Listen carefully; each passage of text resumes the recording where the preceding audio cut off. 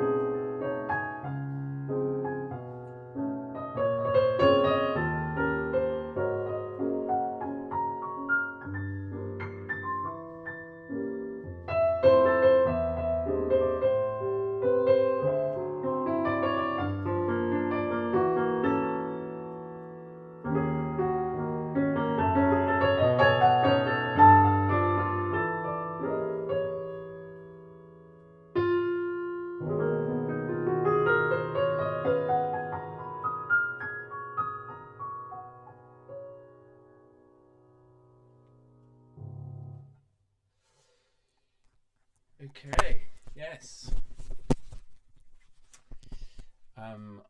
Obviously, can't hear you, but I was, you know, today I was toying with the idea of preparing a setup where I got a button with the virtual applause, just to, you know, to help the atmosphere a little bit, because that's the only thing that's a bit weird about doing these live streams. It's like you know, I'm physically on my own in this room, and you guys are on the other side of the screen, which is weird. That was fun, wasn't it? My mate Alex Balzama, he never calls me, and I literally haven't heard from this guy in about, I don't know, probably before lockdown. And when does he ring me? In the middle of my live stream. But well, my fault for forgetting to put the phone on silent. Yeah, I remember once that happened on an actual gig, and it wasn't like a, you know, like a pub gig. It was like it was with my mate, my friend Luca. I don't know if he's on watching this or not, but he's a brilliant clarinet player, and so we done a lot of this duo piano and clarinet recitals in churches and stuff like that. So it's always I remember once there was we were doing this gig, and suddenly my phone started going in my pocket and I forgot to put it on silent, and it wasn't too loud, so perhaps people couldn't quite tell where the ring was coming from, but obviously I just put on a straight face and kept playing. Anyway, so yeah, that first tune, those of you who have might have listened to the album already might have recognized it as the second track on the album. This is called Mandorla Kiss, and this is a track that is a song. Well, I call them song, right? Even though they're not song, because but they're song without lyrics. But it's a piece that I wrote for my wife Angeli, and the title refers to this lovely drink that we have in Italy called latte di mandorla, which translates literally as almond milk, but it's not quite the almond milk, the one that you put on your cereal. It's a very sweet drink. It's almost like a cordial. Very sweet almond cordial that you drink with you know, icy water on the beach. So, and we were on holiday, camping on a beach in Puglia, quite a few years ago now. That was before kids. And so yes, the title was it was a tune that I wrote for her, and the title was inspired by this drink that we used to enjoy pretty much daily, hanging out on the beach and playing playing cards and drinking latte di mandorla. And yeah, so by the way, I just wanted to also thank you very much, all of you guys, all those who have already bought the CD or bought the download, and they really have shown a lot of love and support for this project, and I'm really grateful, and really thank you from the bottom of my heart. I was really, really humbled, and yeah, really grateful. So thank you. Okay, so I got some text. Unfortunately, yeah, it's just me on my own, so I have to man everything here. So I'll read some of the messages. Cool. I can see that one of the viewers tonight is my very good friend Alex Maranca, who's the voice on the opening track on Vesuviana, which is I thought the tune was a good tune before, but then I think then Alex kind of elevated it to, took it to a whole new level with his beautiful vocals. So I'm going to tell you a little bit about the title track and the story of the tune, because the vocal part wasn't originally part of the song. It was kind of an afterthought that I had after we recorded it in the studio with Emiliano and Jason, and so I was kind of mixing it myself. And I mean, in the studio, I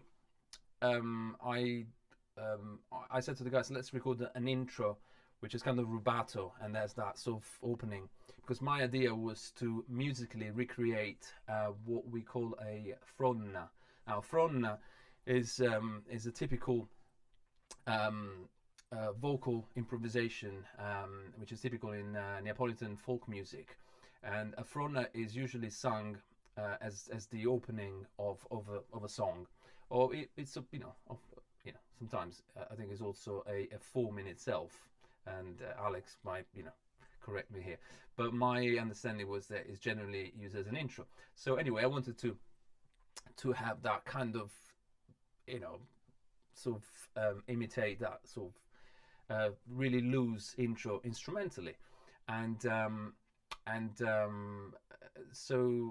I took inspiration actually from a song from one of my idols and all-time favorite, which is it's not longer with us, but it was a major Italian, Neapolitan singer-songwriter called Pino Daniele, and who I really grew up listening to a lot of Pino, and he always he's always been mixing different styles of music, very much sort of his music was a kind of pop, but always mixed with a bit of jazz, with a bit of blues and R&B. Anyway, in one of his first albums, there was a lot of references also to Neapolitan folk music, and there was a song called "Saglie Saglie," which starts with this, with this kind of melody, which I kind of quoted in the piano part in the intro. Anyway, we recorded this intro at the studio, and then we went home, and then I was mixing it, and I thought, oh, wouldn't it be nice if actually I had an actual vocal fronna here? So I called up my good friend Alex. We've been friends for many years. Alex is fantastic. I met him as a bass player. When we met, we used to play together in a band. He used to play bass, and we played together for many years in different bands. And but he's also a fantastic singer-songwriter. So he's been recording lots of vocals for his own albums, and as well as guesting on other people's. So yeah, I just asked him, I said, look, would you like to do something on this intro for me? Just a short piece. Can you improvise something? So he listened to it, and he came up with the lyrics, which were his. So the lyrics are a reference to the train line called Vesuviana. And it's funny because I didn't tell Alex anything, but I didn't tell him what the song was about. I just said to him, "This is the title." It's kind of about Naples, very loosely. Anyway, so he wrote these lyrics that say, "The Vesuviana runs slowly with its bittersweet cargo," which I know when you translate it to English, it kind of loses some of its poetry, but it sounds beautiful in Neapolitan. And again, those of you who heard the recording have already, everybody has been telling me how powerful that intro is, and I'm so glad, I'm so grateful to Alex. I'm so glad to have him on this album, even just as a short feature at the very opening, because I think he sets the tone beautifully. Anyway, I'm just gonna stop rambling on now, and I'm going to play actually like a solo piano rendition of Vesuviana, unfortunately without Alex's vocals. Yeah, it's gonna be a bit different from the album, obviously, but I'll do my best, and I'll keep it short this time. And I've also silenced my phone, so there you go. I change the camera.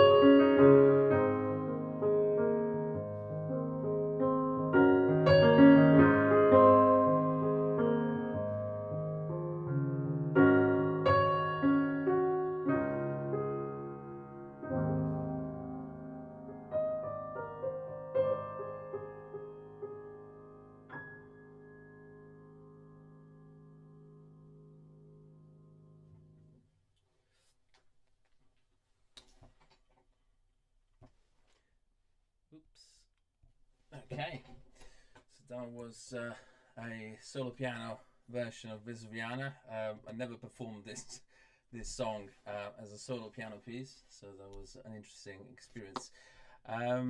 Okay, so oh, I think my daughter might be watching. I can see that Angeli got hold of my iPad and she's logged in as myself, so I can see.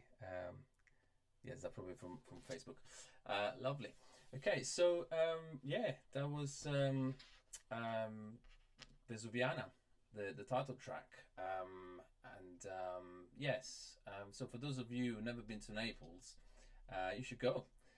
It's a great place, and yeah, the thing about obviously this is the only piece in 5/4 on the album, which gives it a slightly a different feel, and I don't know, the 5 has that sort of there's a slight sense of uncertainty about it, which is a bit like Naples. You know, in Naples you never know what's going to happen. You know, it's one of the most beautiful places in the world, but it's also a place where you kind of have to, you know, sort of also watch yourself and what's going on around you, because anything could happen. So there's always that, you know, bit of tension. So there's this beauty and tension that I actually talked about in my liner notes somewhere or somewhere else. I don't know. Anyway, so I was just okay. So look, tonight was also an opportunity for me to perhaps have some kind of interaction with you guys, and I don't know, answer any sort of questions that people might have, things people might be curious about. So if you want to ask some questions, guys, just go for it. I'll have a look. Quick look at the chat, and also keep an eye on the time, because obviously I don't want to keep you here all night. I don't. Yeah, obviously. Oh, fantastic! I think Jonathan Joff is also watching. Jonathan Emerson. Joff is a very good friend.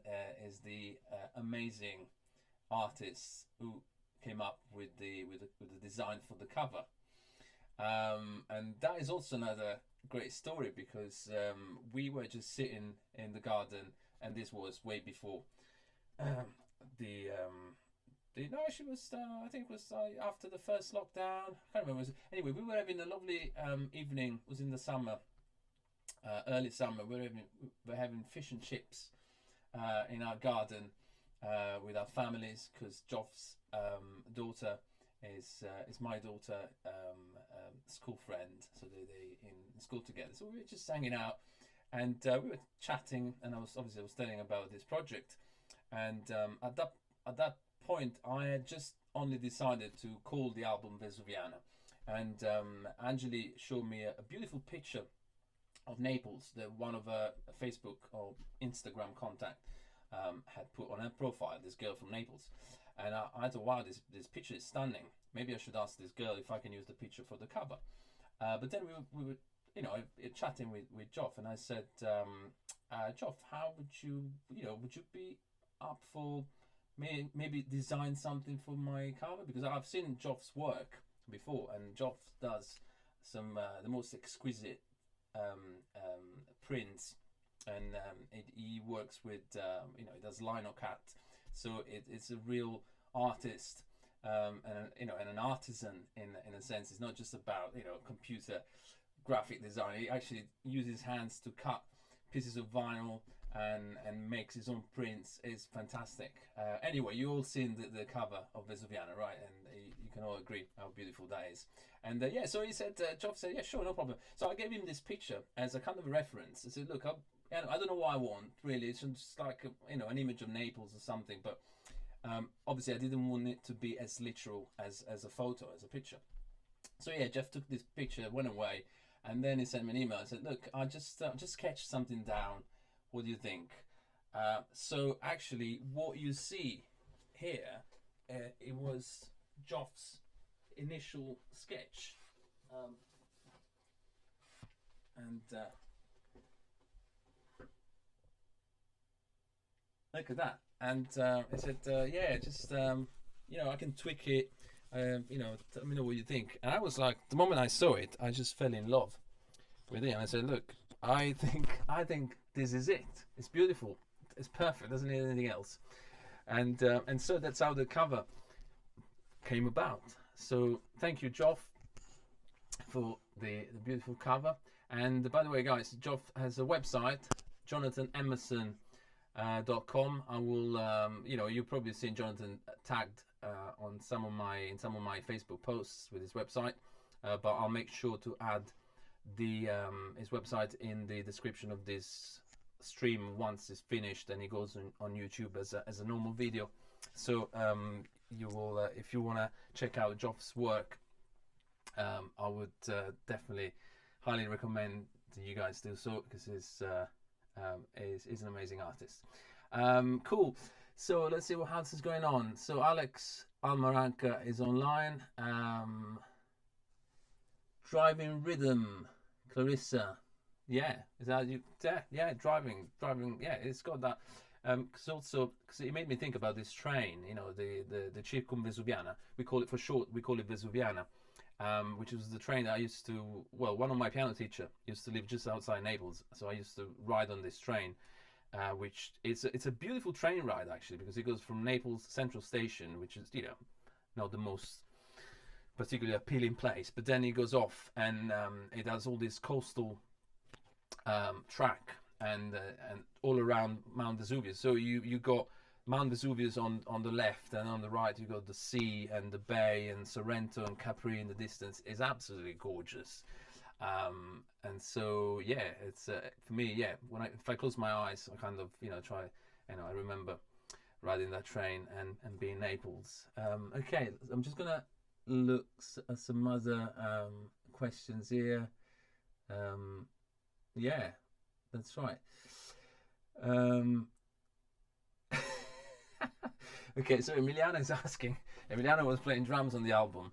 Is asking about the story behind the title of Midnight Road Rage. No, actually, it wasn't inspired by my life in Naples, although I experienced quite a few episodes of road rage whilst learning to drive in Naples. But no, it was one night I was driving back from a gig.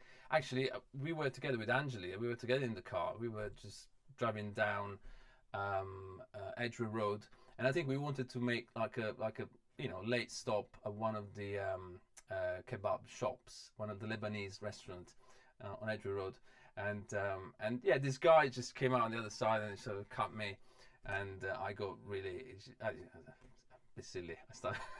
I started chasing this guy, and to the point where I caught up with him at a traffic light, and we just sort of shouted insults at each other, as you do.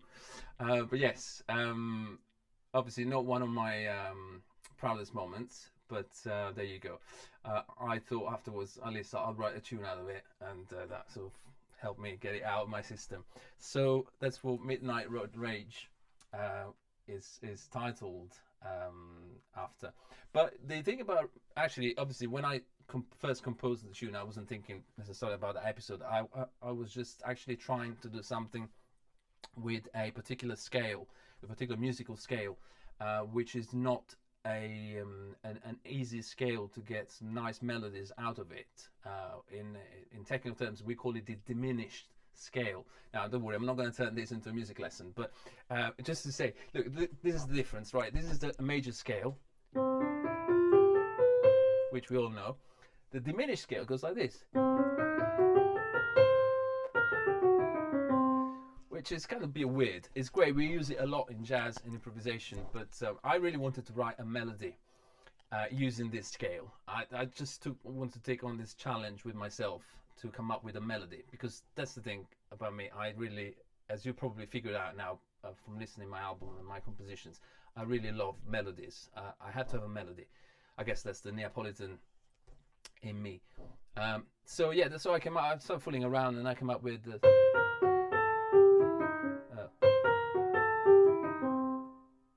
can't even remember my own tune. Yeah. So that's it. and I thought, oh, that sounds quite hip. And yeah, so I started fooling around with the piano, and I came up with this, with the rest. And I thought I want to try something with changing meter, changing tempo, and see what can I do with this. So.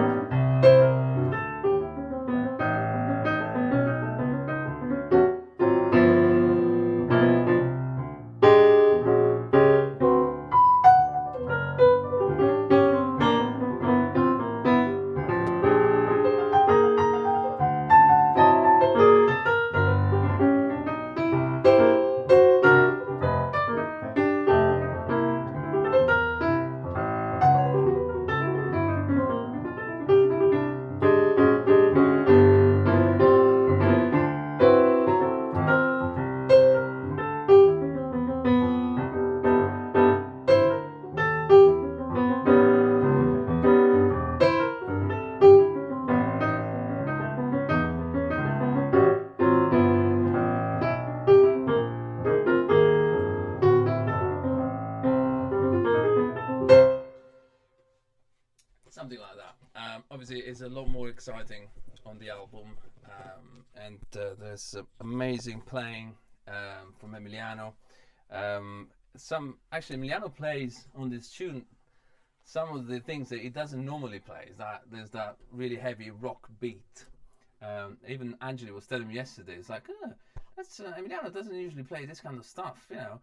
I was like, yeah, he took a lot of convincing. But no, it's great. It's fantastic. I think he secretly enjoyed going back to his rock roots. Didn't you, Emiliano? I'm sure. Cool. Oh, bless Joff, who was inspired by the music when designing the cover. Okay, so guys, like I said, I guess you got your evenings as well that you want to go back to. So I don't want to make this overly long, but I might just play one or two more songs. I don't know. Do you guys have any requests?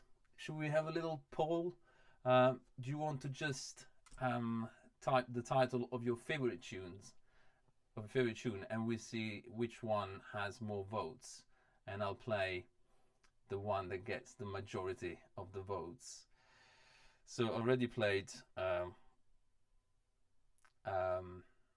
Vesuviana and Mandala Kiss, and I kind of done this one, Road Rage. Keep playing. Angie's Kitchen is telling me to keep playing. Yes, I'll keep playing. All right, cool.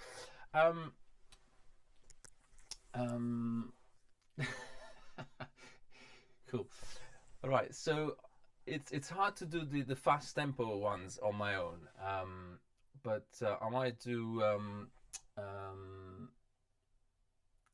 pezzo. Tommaso Starace is requesting Cristina D'Avena. I'm sorry, Tommaso, I'm only doing tunes from the album tonight, but for Cristina D'Avena we can certainly have it in the next live stream.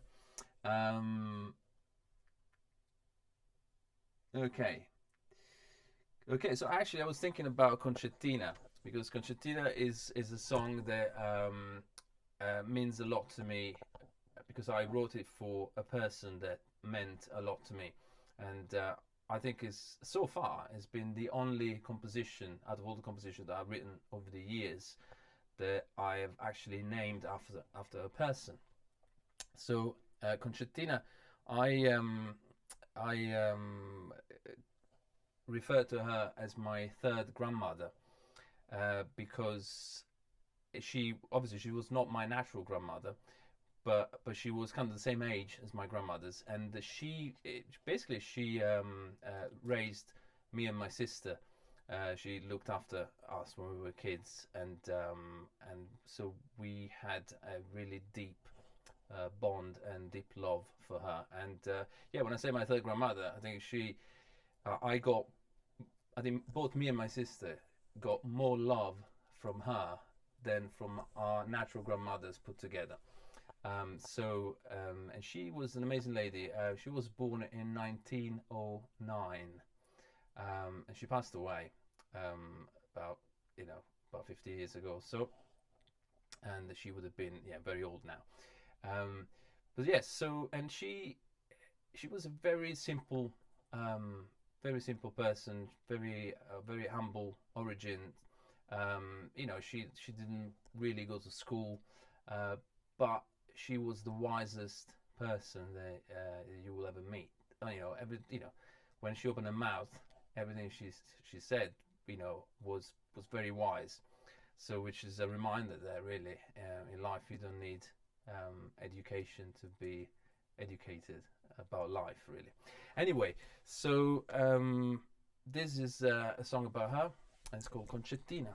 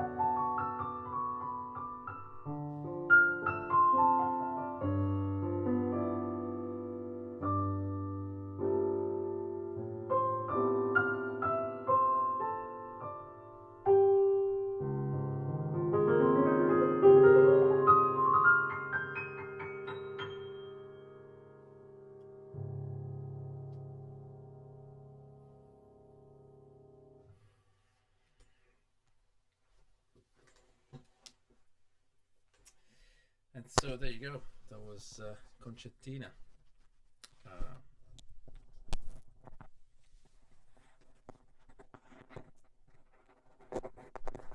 okay. Yes. So obviously, I was very fond of that, and as you can tell, and I thought it was. I like the idea of opening and closing the album with two songs that had more than all the others a very strong reference to Naples, because obviously Vesuviana in the title, but also Concertina was she was the embodiment of really sort of like I said, all Neapolitan wisdom, and some of the things that she would come up where sort of the way she would talk, and her sort of philosophy was very much deeply rooted in Neapolitan culture, and so that was always a nice thing to open and end the album with that. Cool. Thank you guys. Thanks very much. Cool. Yes. Three for Train. Dan. Hey Dan. Dan is one of my lovely, now former students, because sorry about the mic. It's a bit. Oops. Dan is studying. He's doing his undergrad at ICMP, where I teach music theory, and so he was one of my students last year. Not that I had much to teach him, because he's a fabulous musician himself. So Three for Train, actually I like that one, and Three for Train is one of my again one of my sort of self inflicted exercises in creativity. So I decided I wanted to write a tune to pay homage to John Coltrane. John Coltrane is one of the most important figures in jazz music. He was a sax player who was particularly active between the sort of mid to late 50s up until the late 60s when he passed away. Is a very important figure in the history of jazz. It was not just a sax player, but a composer and a trailblazer, really, truly, for the way in which he played and the way in which he composed. He is particularly well known for, one of his most well-known tunes is a tune called Giant Steps, which is one of the most revered and feared tunes amongst jazz students and jazz musicians generally, because it's a very hard tune to play, very hard to improvise on, because of the intricacy of the harmony and the fast tempos. So anyway, I wanted to pay homage to John Coltrane. I wanted to write a tune for him. So I came up with this idea. I actually started fooling around with his own composition, Giant Steps, and I actually started with the opening line, because Giant Steps starts with this phrase.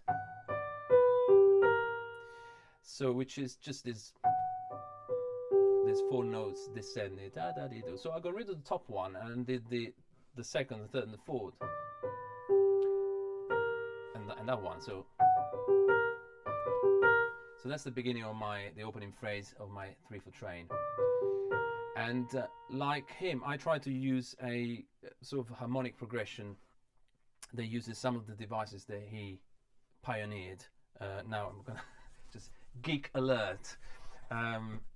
He used this in his Giant Steps composition. He uses 3 key centers. There's 3 keys that he was modulating between, and these 3 keys are all a major third, a specific musical interval away from each other. Anyway, without going into technical details, I decided to use some of his compositional devices and try to incorporate it in my tune. And so I came up with something a lot more gentle than Giant Steps, but which has some details, some elements in the harmony of Giant Steps, and it goes like this. Oh, by the way, it's in 3/4. It's a little waltz, and that's hence the title 3 for Train.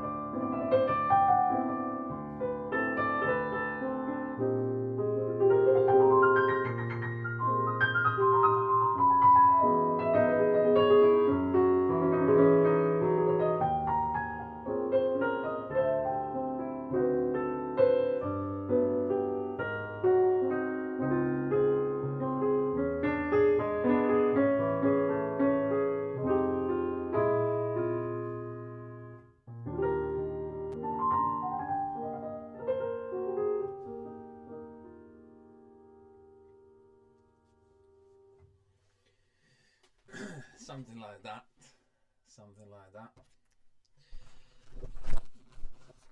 Yeah, so that's Three for Train, and actually, I came up with the idea for Three for Train on my first visit to New York. That was back in 2001. I was visiting my really good friend Tiziana. It was a friend from back home who, she lived in New York for over 30 years. And she's actually a writer, a brilliant writer. She writes and publishes books in Italian. Mostly she writes for an Italian publishing house. So I was just staying with her. Her husband is a jazz drummer. So we were just hanging out a lot, and with them I got to meet a lot of musicians, and I remember just going out in New York, checking out the clubs, and for me it was a bit of a dream come true. It's like just being immersed in that city and in that atmosphere. So I remember just spending afternoons just browsing record stores and buying CDs, and that's why I got my copy of A Love Supreme, which is one of John Coltrane masterpieces. If you don't know the album, I highly recommend it. A Love Supreme. So I just fell in love more and more with Coltrane's music. I used to like Coltrane before, but I don't know, there was something about just being in New York that just made me feel so at one with I don't know, with just the feeling of jazz music. And we were talking about Coltrane quite a lot with Tiziana, because she's also and her husband they're also big fans. Anyway, so that's the story about Three for Train. And cool. What else have we got? Thanks, Dan. I really enjoy playing that one. Okay, well, I think I've been going for an hour, it's probably almost time to go. But I don't know whether you guys want to hear the last tune, or maybe just say goodbye. Is that the door? One more tune, please. One more tune. Do you want to come and say hello? Yeah, go on then. This is the wife. Hello everyone who's tuning in. Hello everyone. We're watching in the living room. That's how it works in lockdown. Yeah. All right. So Well, is Scully still awake then? yeah, we're not paying you till you do one more tune. All right. That's Okay. what she said. I'll the do one more manager. tune. See, there you go. I've been told, served. been served. Yes. Cool. Right. What else have we got really? Yes, there is. Perhaps I could do like a short version of Blue Pictures. One more. Yeah. All right then, guys. It's easy for you to say. All my musician friends just sitting there with their drinks. You know what? I'll have another sip of beer while I tell you about Blue Pictures.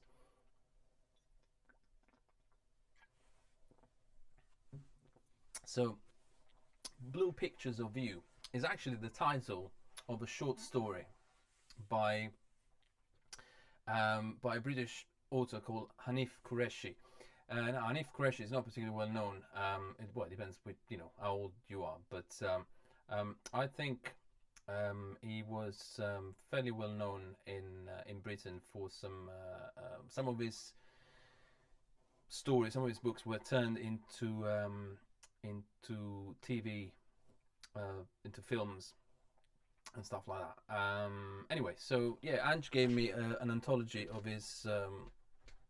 A collection of his stories, and I came across this one as a short story called Blue Pictures of You, which is about these two lovers who befriend a photographer and ask him to basically just document their intimate moments, which I thought was a funny story. And but also I just love the title. I just love the idea of Blue Pictures, obviously. Blue in that case referring to slightly naughty, I suppose. But so I just again I was just sitting fully on the piano, and it's funny with composition, because I come to I compose. I don't have a set way in which I compose. Sometimes a melody comes first. Other times some chords, some harmony comes first. So in this case, the harmony came first. The chords, because I was just fooling around with the piano and just playing some random shapes until I found some shapes that I really liked the sound of. And these chords that I was playing were not particularly related to each other in a sort of logical, theoretical way, but it was more like, for me, it was like I was imagining just strokes of brushes of color. So for me, it was just different colors. So it gave me this image of the pictures, just painting with chords. I know that sounds terribly terribly pretentious of me, but anyway, that's how I came up with this song, and then again, I just loved the title of that story, and I thought I'd use it for my own tune. Okay, so this is Blue Pictures of You.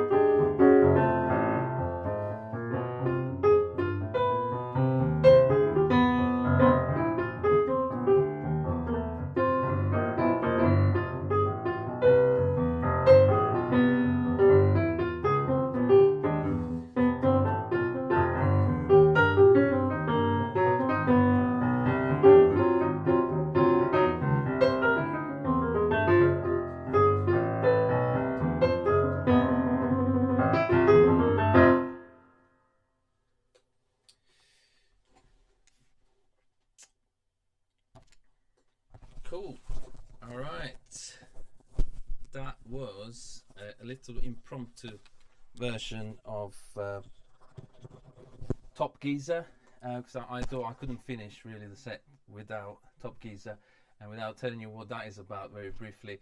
Top Geezer is actually dedicated to my granddad, my maternal granddad, Nonno Carmine, who was a very important figure in my musical education, actually. Not because he taught me anything musically, but I think whatever musical genes I have, I probably got them from him, because he was not a professional musician, but he learned to play violin and clarinet as a kid, and he had some really funny stories about. He came from a village in the countryside in Italy, and he had some really funny stories about playing in the village big band back in the 20s. Anyway, and people used my dad used to call him O Master, Il Mastro, which it's a term that it could be loosely translated to as Top Geezer. It doesn't quite have the same nuances as Top Geezer, but he, as far as I'm concerned, he was a bit of a top geezer. So and also he was the one who, when I first came to London, he gave me some money. All the money I had when I came to London, it was from him. He gave me 300 quid. So, and I came to London with 300 quid in my pocket and my old keyboard. I remember wrapping it in a cardboard box so that I could put it in the hold on the aeroplane. So very carefully I stuffed this cardboard box with lots of bubble wrap, and sure enough I got off at Stansted, took out this keyboard from this cardboard box, which I then discarded there, really bad. So obviously I will always keep my granddad in my heart, and I thought, I really wanted to dedicate this tune to him. So that's who Top Geezer is for. Well, guys, I think we'll definitely come to an end. But I really enjoyed playing for you guys tonight, and thank you so much for tuning in and putting up with my rambling as well as the playing. Again, I want to take this opportunity once again to thank all of you who have already bought the CD or the digital download. Thank you so much. And as for everybody else, what are you waiting for? Come on, I got these CDs, I need to shift. Okay, so I tell you what, I'm gonna do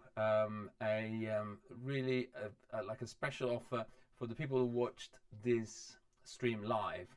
So this is not going to apply to the people who are going to watch it later, but I'm going to apply a discount for the next 24 hours. So if you buy the CD or the digital download from my website tomorrow, and you use the code YouTube22 at checkout when he asks you for a coupon. So with the code YouTube22, you get the same. I'm basically extending the pre-release discount for 24 more hours to give the opportunity to all those naughty boys and girls who haven't bought the CD yet to put that right. But anyways, so jokes aside, it's been a real pleasure. I hope you enjoyed it as much as I have.